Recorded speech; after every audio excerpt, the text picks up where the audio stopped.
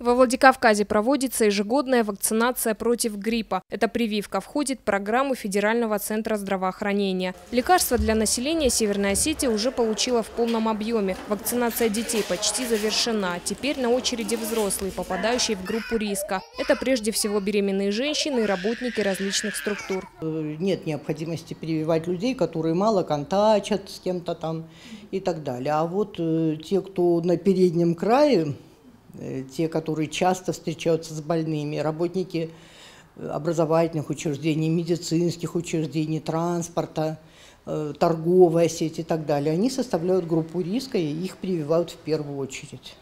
Препарат Гриппол Плюс используется для вакцинации детей почти 5 лет. По словам врачей, побочных эффектов от этого лекарства практически нет. Каждому ребенку подходим индивидуально.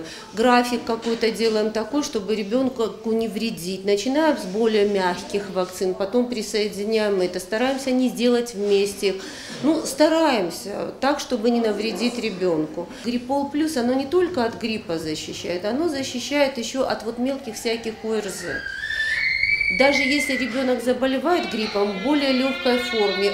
Эпидемия гриппа в республике обычно приходится на вторую половину осени. Прививку населения планируют завершить до конца октября. Сотрудники Министерства здравоохранения Северной Осетии советуют вовремя пройти вакцинацию в обязательном порядке. Перед этим нужно проконсультироваться с медиками, чтобы избежать побочных эффектов.